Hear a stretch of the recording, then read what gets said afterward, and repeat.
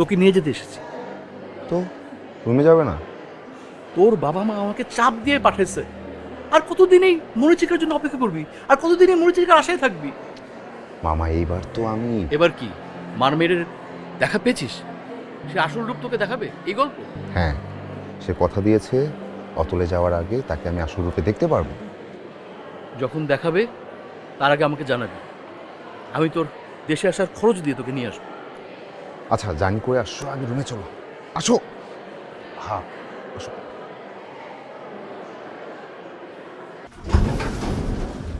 চলো চলো, তোমাকে একটা কথা বলি। হ্যাঁ, তুমি কোনো রকম বাড়তি চিন্তা কখনো করবে না।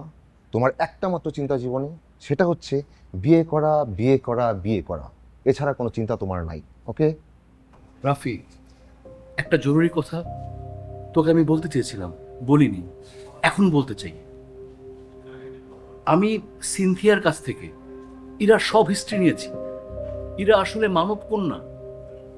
ইরার স্টেপ মাদারের মানসিক অত্যাচারে ইরা সবসময় ট্রমাটাইজড হয়ে থাকে। তাই তোর বানানো অলিক জগৎটা ইরার জন্য একটা ভেন্টিলেশনের কাজ করছে। ও নিজেকে মারমেইড ভেবে মানসিক রিলিফ পাচ্ছে। মামা, তোমাকে একটা কথা বলি, এরা আসলেই অলিক জগতের মানুষ। দুনিয়াতে এসেও ঝামেলায় পড়ে গেছে। রাফি, তোর সব ব্যাপারে আমি সাপোর্ট করি, কিন্তু কোনো কিছু না বেশি হয়ে যাওয়াটা ঠিক না।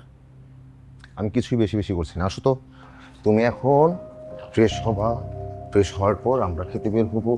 খাওয়া দাওয়া করে এসে আরাম করে আমরা গল্প করবো, ঠিক আছে?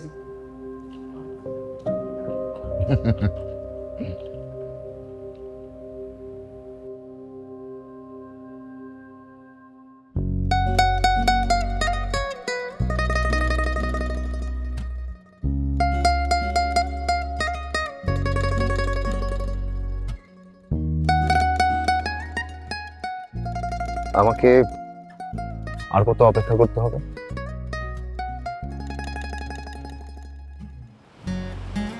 বিদায় নিতে চাচ্ছ নাকি রহস্যের সমাধান?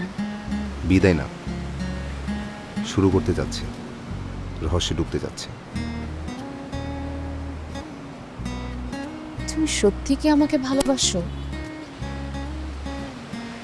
আমি তোমাকে ভালোবাসি মৎস্যকন্যা।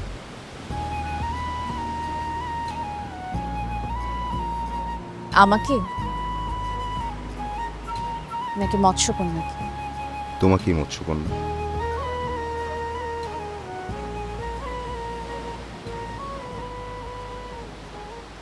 তোমাকে দেখার তর্স হইছে না? আমি বলেছি তো যাওয়ার আগে দেখা দিব। মামা চলে এসেছেন। বাবা মা খুব চাপ দিচ্ছেন যাওয়ার জন্য। চলে যাবে? যাব তোমার সাথে, যদি তুমি আমাকে ঋণী করো তোমার রূপে দেখা দিয়ে। আর এই ঋণ শোধ করবে কি করে? আবার যখন তুমি আসবে তোমাকে রেখে দিব। কালের ধুলোয় শৃঙ্খলিত জীবন বন্দি আমি। আমায় তুমি সঙ্গী করো হে সমুদ্র রানী।